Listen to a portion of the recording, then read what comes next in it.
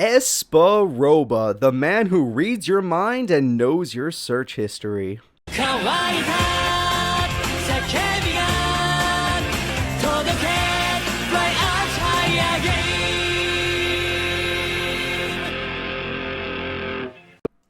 Hello everybody, and welcome back to more of the Yu-Gi-Oh! Dynasty series deck profiles, Battle City edition. It's me, Cooper, and we're moving on to Espa Roba. Espa Roba was a really interesting character in the beginning of Battle City, and he is a character that is on my cheaters list. This man did cheat. He didn't actually have psychic powers, but instead had brothers with binoculars, and that's all it took. So let's go ahead and move on to what this man can do, what he's known for, and if he's any good for this tournament. Espa Roba's boss monster, his ace monster, is one of the most iconic Yu-Gi-Oh cards in the game. It is the legendary Jinzo. Jinzo is a 1 tribute, 2400 attack point monster that negates traps on the field and makes it so your opponent and yourself can no longer use traps as long as he remains on the field. That is correct. The legendary Jinzo is Espa Roba's monster. A lot of people that did not watch Battle City, a lot of newer Yu-Gi-Oh people did not know about this. A lot of them thought it was Joey Wheeler's monster. No, Joey stole it from Espa Roba. Well, not stole it, there's an anti-rule in Battle City. He got it from Espa Roba after defeating him in a duel. However, Espa Roba also defeated someone we know in a duel. His name was Rex Raptor. Yes, the episode opens up with Espa Roba defeating Rex Raptor in a duel and earning Rex Raptor's Serpent Knight Dragon, which is the reason why Rex Raptor doesn't have any rare cards anymore. He just has Dino monsters. So, moving on to Espa Roba, his rare cards that he has are some of the most busted ones in the game. Now, the rare cards I'm going to show you first are ones he actually used in the show, and then I'm going to show you the ones that I gave him. Espa Roba's deck did not have too many things in it, so I had to add about, I would say, 6 cards to his deck, which is a lot. In fact, I could say his deck is now only 80% accurate, which I'm sorry, he didn't really give me enough to work with. You guys can live with that. So his rare cards are the Mind Control spell card, another card that can be seen as legendary, and the Reflect Bounder monster. Yes, Reflect Bounder is his monster. I know it's kind of crazy to think about, but he's the one who debuted Reflect Bounder on the show. He has some other rare cards I'd like to talk about, but first let's get into what these cards do. Mind Control is simple. Target one monster your opponent controls until the end phase. You can take that card and put it on your side of the field. However, it cannot declare an attack and it cannot be tributed. There is a way around this, but it is still super good. Nowadays, you could use that and use it for Exceed summons and stuff like that, but back in the day, it was just nice to take your opponent's monster and then attack your opponent directly. On top of that, we have his Reflect Bounder, which what it does, it's a living magic cylinder. It's a magic cylinder with 1700 attack. It has 1700 attack. That is really goddamn solid for a monster that says, when this card gets attacked, you will destroy this card. So it doesn't matter if you get attacked by a weak monster or a strong monster, you are going to destroy yourself, but your opponent takes damage equal to the attack points of the monster that attacked it. So let's say your opponent attacked you with a Magician of Faith, a very weak 300 attack point monster. They're going to take the full 1700 attack because you do the 1400 damage, that, you know, the difference between your attack stats, and then the 300 damage because you reflect their 300 attack stats. So you do a full 1700 damage, and then you must destroy yourself. You have to. So Magician of Faith could technically beat a Reflect Bounder. However, it's still a living magic cylinder. The minimum damage you're going to do is 1700. If your opponent attacks you with, say, a Dark Magician, they have to take 2500 damage, and then your monster gets destroyed. Freaking incredible, everybody. Freaking incredible. But you have to keep Reflect Bounder in attack mode, which is completely doable. It's worth it. So let us go ahead and get into Espa Roba's attack stat, which is just a little below average. It's a little depressing, guys. Now, the reason it's a little below average, I know it's like, Cooper, he has Jinzo. That's a 1 tribute 2400 attack point monster. That alone should give him at least a 5-star attack or a 5-bar attack stat. I am sorry, everybody. It's his other monsters that bring his average down. I do go by average. Reflect Bounder is his best beater monster at 1700 attack. The rest of his monsters are ass, like Cyber Raider. 1400 used to be okay, but now it's just not worth it. The monsters I had to add to his deck are the Big Eye and the Hero Shadow Scout, because these are like psychic cards where you get to see your opponent's hands and you get to see the top of your deck, making you psychic. So I had to, add in cards that make him seem kind of more psychic. His attack stat is just terrible when it comes to the average, but his two shining stars, if you ignore the Reflect Bounder, are his tribute monsters, the Jinzo, obviously, and his Fiend Mega Cyber. That is correct. This is another card that was popularized by Espa Roba. Fiend Mega Cyber has an interesting effect where if your opponent controls at least 2 more monsters than you could just special summon him. A 2200 beater special summoned. Amazing. Freaking amazing. And a 1 tribute monster for 2200 attack is really good too, so that's completely doable. That's actually just on the average of this season. So he's on the average, Jinzo's above average, but Reflect Bounder hits the average and the rest of his monsters are way below average, if not average. Not even average, yeah, no, they're just below average to way below average.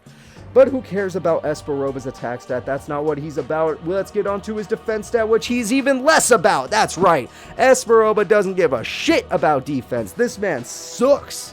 I'm not even joking. Jinzo's defense is 15. Fiend Mega Cyber's is 12. Reflect Bounder's 1,000. Cyber Raider's 1,000. Big Eye's 1,000. Hero Shadow Scout's 500. For those of you that have forgotten, the average defense stat of Battle City is 1,500 for a non-tribute monster, and a tribute monster, it's 2,000. He is way below the average. Oh my god, does this guy suck. I am sorry, everybody. This guy is way below average, and he does not have any traps that will protect him in terms of defense stat. I am sorry, this guy's defense stat is complete ass. It's not like Bones from last season where it's an absolute almost 0, it's a 1. No, this is a 2-bar defense stat. Terrible. But let's move on to Espa Roba's speed stat, which is actually average. There's nothing wrong with it. The reason his speed stat is not god-awful is because I gave him one of the best cards in the game. A card that will never be unbanned. I gave him the Sixth Sense. I am sorry. It's Espa Roba. He's the psychic kid. Of course I'm going to give him the card that's all about being psychic. 6 cents, my friends. 6 fucking cents. This card is absolutely busted. What you can do is you declare 2 numbers from a 1 to 6 sided die. Your opponent rolls those dice, and if the result is one of those numbers, you draw that many cards. Otherwise, you send those cards from the top of your deck to the graveyard. Do you know what that means, everybody? If you are smart, all you have to say is a 5 or a 6. If your opponent rolls a 5 or a 6, you will draw 5 or 6 cards from the top of your goddamn deck. And at worst, you will be forced to throw away 4 cards to the graveyard, which isn't even the worst thing in the world, because if you have Monster Reborn in your hand, literally, if you throw away Jinzo, you just Monster Reborn Jinzo, and the world is good to you again. So, that is amazing. The Sixth Sense is a super busted card, and I gave it to him because he's the psychic guy and he needed more cards. So his speed stat, other than just the Sixth Sense, the other reason why I increased his speed stat is because Fiend Mega Cyber is a special summoning card. I know your opponent has to have 2 more monsters than you, but it's still a special summoning card. And Mind Control can speed up the duel quite a bit. On top of that, let's get into his skill stat. And this man is extremely skilled. This man has options. The reason this man has options, in this case, it's not because of burn. It's because of tactics. He literally can stop people from using trap cards. He literally can make your opponent mill your deck, or just let you draw 5 or 6 cards from your deck if you play this card right. This card is Sixth Sense is a skill card. People that have never heard of it because it's been banned forever are probably going to be like, oh, I should probably pick a low number like 1 or 2. That way I don't throw away too many cards, because they're idiots. Why the hell wouldn't you want to have those cards in the... He's crazy. You better do this correctly. So his skill stat is very high. He's got Mind Control. I gave him 1 Brain Control, which is even more busted. And a card I gave Espa Roba, which is the perfect combo with Mind Control, which is an old card, so don't worry. It's not like it's super new. It's old, definitely Duel Monsters era. Gift of the Martyr. This card, what it does is you send one monster on your side of the field to the graveyard, and then you select one of your other monsters, and you get to gain that monster's attack stat. So what you can do, for those of you of my friends listening to this that are going to be in this tournament, you say you summon yourself a Reflect Bounder. Your opponent has a Lejin on the field. You mind control their Lejin, then you play Gift of the Martyr on their Lejin. It sends it to the graveyard because this is not a tributing effect. It sends it to the graveyard, and you gain Lejin's stats for that turn. So your 1700 Reflect Bounder is now at 3,500 attack points because you gained 1,800 attack on top of it. Espa Roba has some goddamn skills in this deck. It's gonna take some time to get this deck under control. It's a little bit weird. He's got a lot of weak monsters, but Jinzo will give him victories. So let's go ahead and move on to Espa Roba's brick stat, which shouldn't surprise anyone. You're not gonna brick, all right? You got way too many weak monsters. You got a level 6 monster that can be special summoned if your opponent has more monsters than you, or 2 more monsters than you, so you're chilling. You got mind controls if you freaking need to steal monsters for a turn and get some direct damage off. You got brain control if you need a monster to tribute for Jinzo. You only got 1 brain control. That's from me. I'm your friend. Anything that seems psychic, I gave it to Espa Roba as long as it existed back in the day. And, of course, what? You got 6th Sense. You might be drawing 5 or 6 cards on your freaking turn. Of course, that's if you don't summon Jinzo early, but whatever. So, yeah, this man is never going to brick. Espa Roba's deck is one of the most interesting decks you're going to see in the Battle City tournament. I am really excited to see this deck in action. I can't wait to see which one of my friends get it. I would not mind getting Espa Roba's deck. I think I could win the tournament with a deck like this. Hell, I won a tournament with Weeble's deck. I could do it with this. I'm talking Duelist Kingdom, by the way. So let's go ahead and get on to his potential. Espa Roba's potential is average. Nothing wrong with it. It's 2.5. The reason he's a 2.5. His average attack stat of his monsters are just really low, and I think attack matters a lot. I don't think it matters as much as it did in Duelist Kingdom. There is definitely the skill stat now, and that means a lot too, which is why he's not ass. If this was Duelist Kingdom and the skill stat wasn't a thing, I probably would have given him a 1.5 star rating, but he's a 2.5 in this because he has so many options.